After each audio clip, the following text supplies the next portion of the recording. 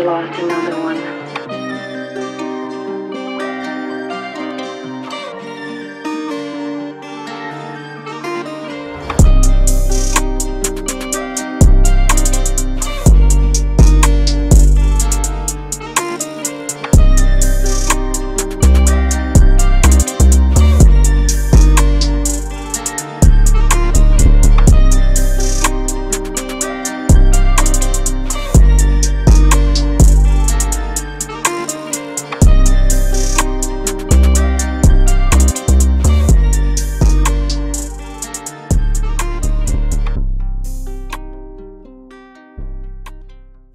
L'horreur dans la poursuite de l'Europe. Que s'est-il passé à Melilla le 24 juin? L'enclave espagnole a été le théâtre d'une violence sans précédent pour les associations.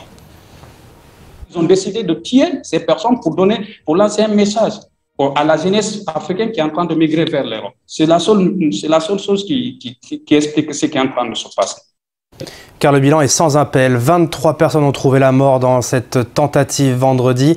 Mais les ONG pensent que ce bilan serait plus important. Au total, 2000 personnes ont tenté de passer dans le dit assaut de Melilla vendredi, voulant rejoindre clandestinement l'Espagne le long de cette ligne qui délimite tout le poste de frontière entre le Maroc et l'Espagne. Il est composé de barrières hautes remplies de barbelés et en bas, un large fossé attend toute personne souhaitant rentrer. La zone est très importante pour le flux migratoire car c'est tout simplement la seule frontière terrestre entre l'Afrique et l'Europe. En 2021, dans une autre ville, un désaccord avait mis le feu aux poudres et les portes avaient été largement ouvertes. Des milliers de personnes avaient alors traversé du côté de Ceuta, Maroc. Madrid accusait le Maroc de chantage migratoire. Mais aujourd'hui, un nouvel accord diplomatique et migratoire entre les deux pays fait que le ton a totalement changé. Écoutez Pedro Sánchez, le Premier ministre espagnol. J'exprime ma solidarité et donne raison au travail extraordinaire accompli par les forces de sécurité de l'État de notre pays. Certains ont été blessés à cause de cette violente agression. Et je pèse mes mots, c'est un assaut violent et organisé par des mafias qui trafiquent des êtres humains vers une ville du territoire espagnol. C'était une attaque contre l'intégrité territoriale de notre pays, de manière violente. Mais pour les organisations défendant le droit des personnes sur place, hors de question de glorifier le travail des autorités comme l'a fait Pedro Sánchez. Une enquête a été demandée par l'Union africaine qui demande à faire la lumière sur les événements. D'autres questions demeurent. Pourquoi les enterrements ont déjà eu lieu sans avoir identifié les personnes décédées ni fait la moindre autopsie? Et pourquoi les personnes arrêtées sont dans des gendarmeries marocaines et non espagnoles? Pour Diallo Mamadou du collectif des communautés subsahariennes au Maroc, le traitement des personnes est tout simplement inhumain. On l'écoute. Les tuer comme des animaux. Donc, même si c'est la mafia, même si c'est n'importe quoi, ce sont des humains avant tout. Mais ce qu'on est en train de monter aujourd'hui, c'est dire que c'est la mafia, c'est monter, descendre, pareil comme ça. Non, toutes les personnes comment dirais-je, de porte-parole de sa procès, ou de lieux où il y a eu des événements, les personnes qui ont été arrêtées sont détenues à des endroits inconnus jusqu'à présent. Est-ce que vous comprenez? On est en train de les piéger d'un nombre à un autre nombre pour les juger, les condamner sans même respecter les procédures juridiques qui s'imposent à la matière. Est-ce que vous comprenez? Hier, nous avons appris même la volonté du gouvernement marocain d'enterrer des personnes sans faire l'autopsie, sans élucider les causes de la mort de ces personnes, sans même identifier les corps, savoir quelles sont les nationalités, quelles sont les personnes qui sont décédées. Et on enterre les personnes comme ça. Et comment les familles de ces personnes, les parents de ces personnes vont vivre de leur vie, comment dirais-je, ils vont rester comme ça dans l'attente et pour combien de temps? Comment ils vont comprendre que leurs enfants qui les a quittés, qui est venu jusqu'au Maroc, est décédé dans une telle situation? Comment ils vont comprendre?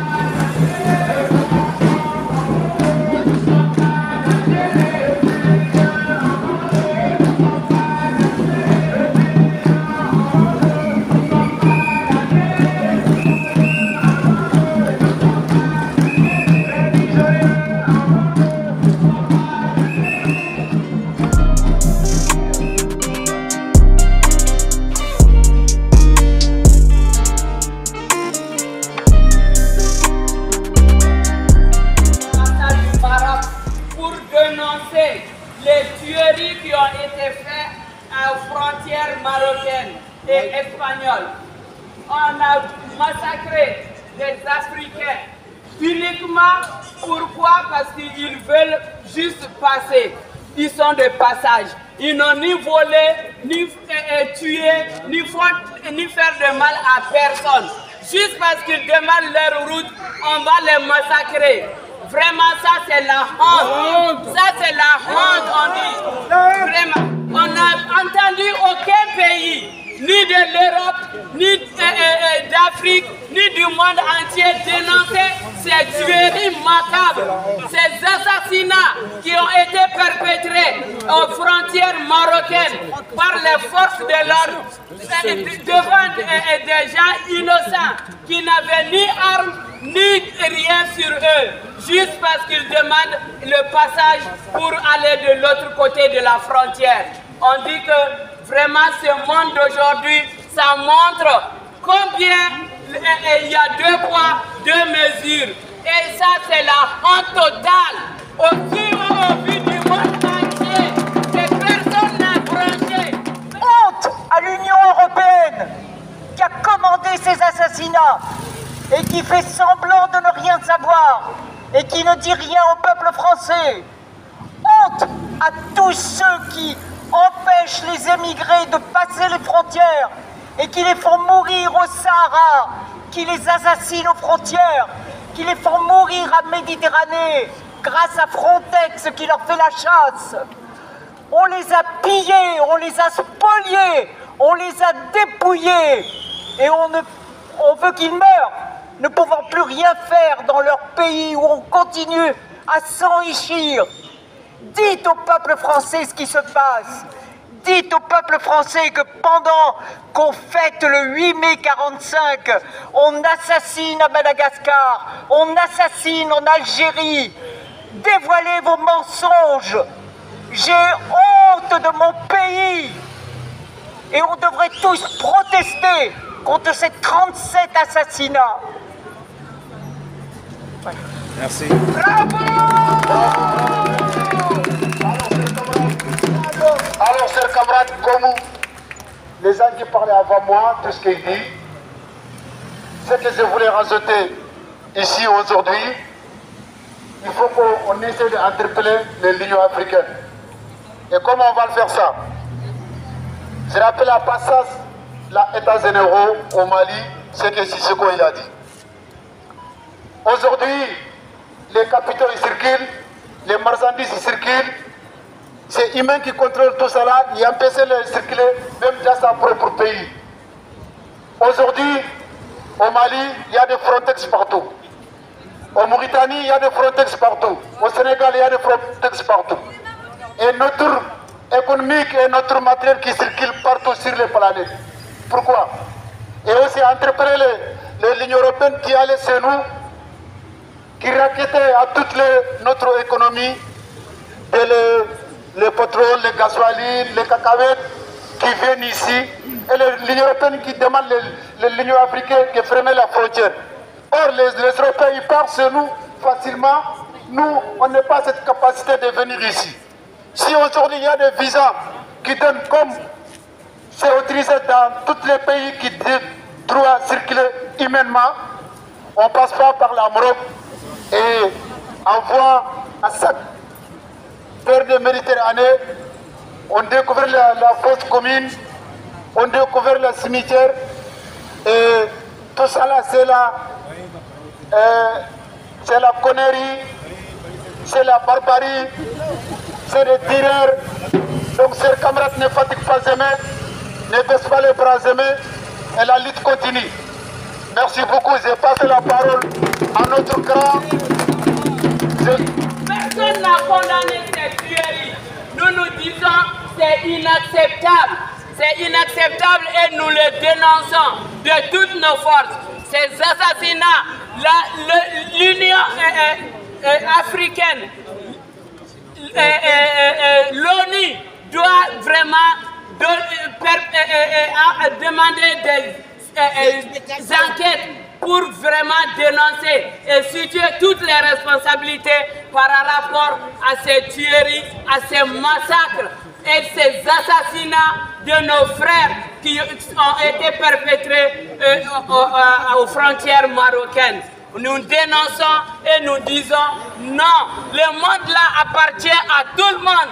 Personne n'a le droit d'empêcher qui que ce soit de se mouvoir là où il veut.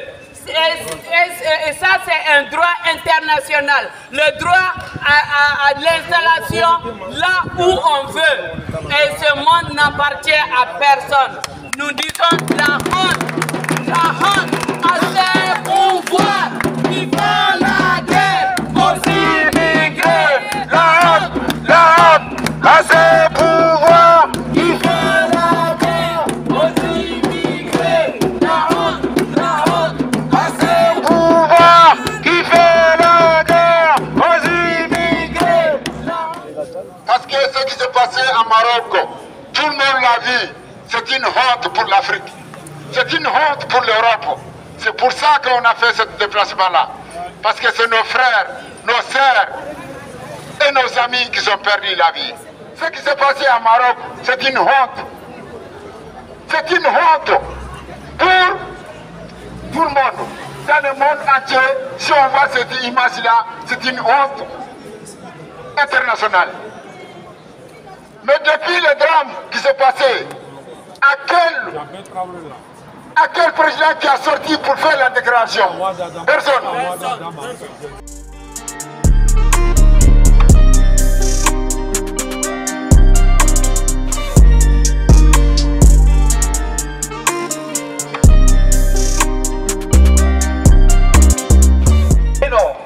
Aujourd'hui, on est là devant l'ambassade du Maroc pour dire à l'État, au gouvernement marocain, de ne pas céder, de ne pas accepter les ordres et les lois exigées par l'Union européenne. Comme vous savez, chers camarades, je suis marocain et je suis fier de l'être. Il y a parmi vous plusieurs camarades qui ont déjà passé par le Maroc. Ils savent très bien que le peuple marocain est contre ça. Le peuple marocain, il ne veut pas des tueries, des massacres dans les frontières. Mais malheureusement, le Maroc, il est affronté à une situation qu'il est tout seul contre toute l'Afrique. Et ce n'est pas de nos valeurs et ce n'est pas de nos coutumes. Donc, je demande, et on demande au nom de tous les sans-papiers, de tous les étrangers du monde entier, au gouvernement marocain de ne pas céder, de ne pas se plier devant l'Union européenne. Parce que c'est pas que le Maroc il est coupable. Oui, le Maroc il est coupable parce que ça s'est passé dans les frontières marocaines. Mais le monde entier il est coupable. C'est le système du monde qui est coupable, qui est contre les étrangers et qui est contre l'immigration. Merci d'être là. Il y a un copain qui a parlé tout à l'heure et il a dit qu'il était marocain et qu'il était fier de l'être. Moi aussi, je suis marocain et je ne suis pas fier de l'être. On s'en fout si t'es pas fier de l'être. Attendez, excuse-moi. Moi, c'est... On s'en fout si t'es pas fier de l'être. Moi, je... Quand le gouvernement marocain, il tue des personnes. D'après les derniers chiffres, il y a plus d'une cinquantaine. Pas fier de l'être. T'as quelle race, toi? T'as quelle race? T'as quelle race? Alors,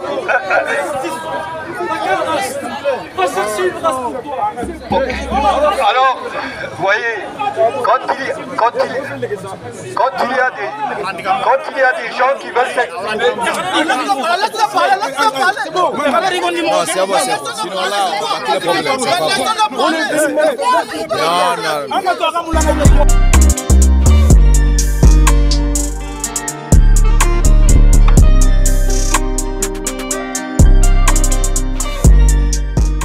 Bonjour mon frère. Bonjour. Est-ce que tu peux te présenter, parler un peu plus fort? Moi c'est Alès Paul Alexandre. D'accord. Oui. Ok. Et en fait, bon, on s'est déjà vu à l'ancienne manifestation. Oui. Donc cette deuxième manifestation là, tu peux expliquer aux internautes justement pourquoi il y a eu cette deuxième manifestation?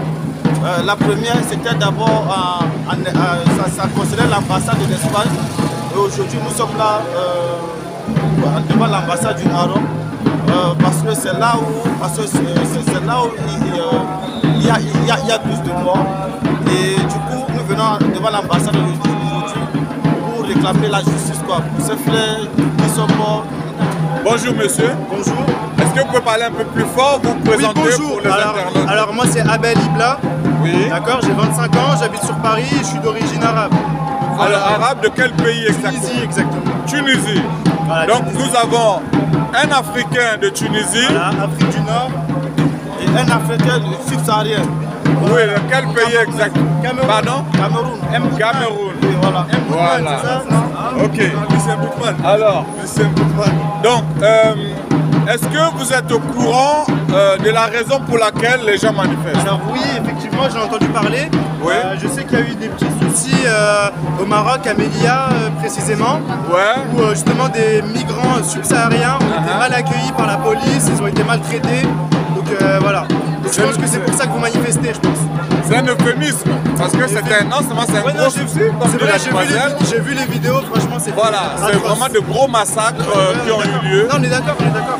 Et voilà, merci. C'est vrai. Donc, et quel a été votre sentiment, votre ressenti quand vous avez vu ces images? Ah, comme tout être humain, j'ai été bouleversé. Premièrement, je comprends pas comment on peut faire ça à un autre être humain. Par exemple, je me demande comment envoyer un être humain, on peut le mettre plus bactère, quoi.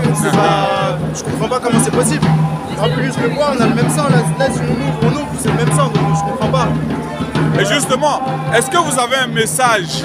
Parce qu'aujourd'hui, on est tous africains. Oui, bah, je suis d'accord. Comment ça se fait que les subsahariens, quand ils viennent dans le Maghreb, pourtant ils veulent juste passer,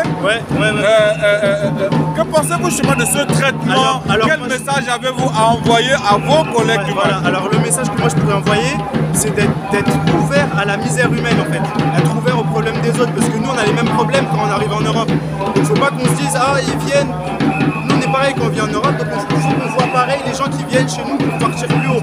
Tout le monde aspire à quelque chose de grand dans la vie, tout le monde veut partir plus loin que d'où il vient.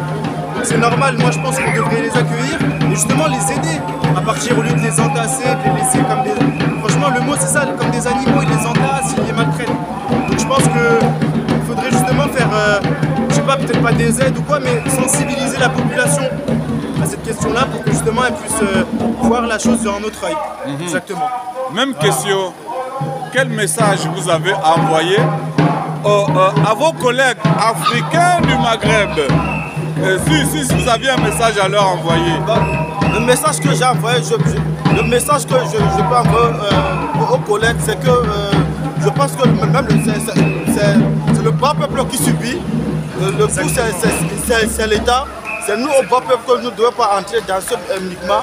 On doit chercher à se couvoyer et ensemble on sera plus fort. Mais si on entre dans le fonctionnement de l'État, ça va parler quoi.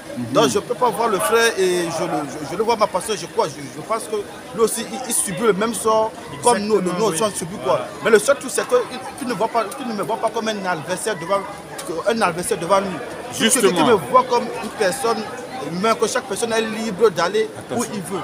Alors si je peux, justement, je peux rajouter un petit truc à ce que vient de dire monsieur. Oui, allez-y. Voilà, il ne faut pas qu'on se batte verticalement, il faut regarder en haut pour se battre. Non mais justement, il faut se battre avec ceux qui sont en haut et qui justement mettent les hommes et les femmes dans ces situations-là. Voilà. Justement, c'est une question que j'ai pour vous deux. Ok.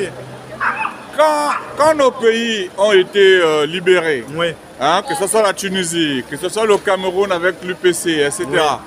D'accord? Tous nos leaders, que ce soit les leaders du Maroc, d'Algérie, etc., ils étaient ensemble. Ils étaient ensemble, oui, c'est vrai. Dans ce qu'on appelle le panafricanisme. Exactement, oui. Aujourd'hui, j'ai l'impression que la nouvelle génération, ils ne sont même pas au courant de tout ça. Depuis que Mouammar Kadhafi a été tué, depuis que Mouammar Kadhafi a été assassiné, puisque lui, son projet, c'était ça, son projet, c'était d'unir toute l'Afrique, d'avoir une monnaie africaine unique, de repartager les richesses, etc. Mouammar Kadhafi, rest in peace, a été tué récemment. Oui, oui, oui. Mais je vous parle vraiment depuis, ça fait depuis avant même la mort de Kadhafi. Oui, oui, depuis même avant sa mort. Justement, comment est-ce que cette ignorance de l'histoire de l'Afrique, du Maghreb, et l'histoire de l'Afrique subsaharienne, est-ce que ce n'est pas cette ignorance qui explique les différences et voire même le conflit qu'il y a entre subsahariens et maghrébins? Qu'est-ce que vous pensez de ça? Franchement, je pense que vous avez mis le doigt sur un point qui est plutôt crucial, parce que justement c'est ça, c'est l'ignorance en fait, parce que ce que vous subissez vous en dessous du Sahara, on a subi pareil, mes grands-parents ont subi pareil, mais en haut du Sahara. Donc en fait, comme vous avez dit, c'est juste de l'ignorance. Il faudrait sensibiliser la population, que ce soit chez vous ou chez nous. Vous voyez, il faudrait sensibiliser la population à justement se voir comme des frères, pas comme des ennemis. Parce que c'est ce qu'on est, on est dans le même continent, dans tous les cas, c'est comme ça. On est obligé, il faut faire avec. Il n'y a pas le choix, donc quitte à faire, s'il faut forcer les gens à s'aimer, on va forcer les gens à s'aimer. Voilà. J'ai une dernière question. Voilà. Justement, la même question avant que je pose la dernière question. La même question. Les Camerounais, vous saviez que l'UPC s'entraînait en Algérie? Oui, c'est ça. Donc, les leaders de l'UPC et les leaders du FLN étaient ensemble. Comment aujourd'hui, toi, tu vois justement les divisions qu'il y a entre le Maghreb et l'Afrique subsaharienne et qui peut aboutir à des choses comme on a vu qui rassemblent ce monde? Comment toi tu vois ça? Je pense aussi que avec les années antérieures jusqu'à présent, il faut déjà que il y a ce qu'on appelle l'aliénation. There you go. L'aliénation est là. Donc ce sont des frères de chercher déjà à se désaliéner parce qu'ils se disent déjà qu'ils sont un peu plus ils veulent un peu tirer vers l'Europe, quoi. Et c'est à eux maintenant de revenir et qu'on se dise, on se dit, ben non, mais chef, tu n'es pas européen, quoi. Je pense que c'est le même sang, c'est le même sang qui coule. Et qu'avec ça, on peut faire des choses, quoi. Mais si tantôt tu te dis européen, tantôt tu te dis finalement ta base tu es où au fait, parce qu'on ne sait pas où te situer, quoi. C'est ça. C'est très intéressant cette discussion et j'ai même envie de pousser un peu plus loin. Allez-y. Oui. Allez-y. Là il y a l'Europe, mais il y a aussi l'Arabie. Oui. J'ai entendu beaucoup de Maghrébins qui disent que quand ils vont en Arabie, quand ils creusent, il y a comme ils découvrent une sorte de racisme des Arabes vis-à-vis des Maghrébins. Alors déjà, moi je ne me considère pas comme arabe, premièrement, parce que je me suis un peu renseigné sur mon histoire. Donc je ne me considère pas comme arabe. On parle arabe dans nos pays, c'est vrai. On est arabisé culturellement. Mais dans notre ADN, dans le sang, on partage plus avec vous les subsahariens qu'avec les Arabes d'Arabie. Les Amazighs étaient déjà là avant que... Exactement, oui, c'est ça. Et puis moi-même, j'ai fait un test ADN il n'y a pas longtemps et j'ai vu, j'avais 0% en Arabie, mais que j'avais 10% au Nigeria. Wow. Ça m'a poussé à réfléchir encore plus, ça. Donc moi, je trouve que justement, ceux qui pensent comme ça, qui se disent « ouais, nous, on est arabes, etc. », ils ont ce qu'ils méritent quand ils vont en Arabie et qu'ils se font mépriser. C'est ma réponse. Je ne dirai rien. Ça, c'est ma réponse. Voilà, c'est ma réponse. Après, bon, les Arabes d'Arabie eux-mêmes, ils ont leurs défauts.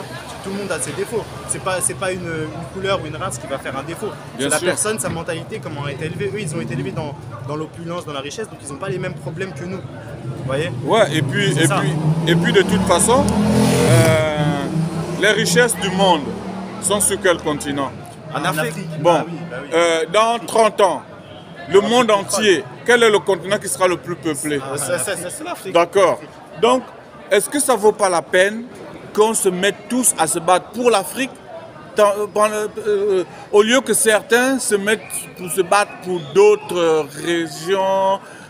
Bon, c'est vrai que j'aurais dû poser la question à lui, mais je te pose la question à toi.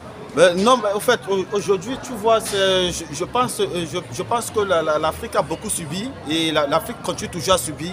Mais aujourd'hui, ce n'est plus quelque chose d'Afrique. Je pense que c'est le monde, quoi, parce que même ici en France, il y a des personnes du quartier populaire qui subissent, quoi. Je pense que moi je reviens sur le capitalisme, quoi. Et c'est ça ce capitalisme. Je pense, moi, quelque chose que je vois, que ce soit ces personnes-là, ils s'entendent bien avec nos frères qui sont un peu, que ce soit bourgeois ou riches, quoi. Il y a l'accord. Mais tant que toi qui es une personne du bas peuple, il y a toujours une sous-estimation, quoi. Et ça arrange le capital. Ça arrange ce que font ce capitalisme. Par contre, c'est le bas peuple qui subit. Donc je pense que même il y a aussi des Européens qui subissent aussi. Exactement. Donc c'est pas seulement, mais le problème est que les personnes qui subissent plus, c'est nous qui subissons depuis la nuit des temps. Ouais, c'est vrai ça.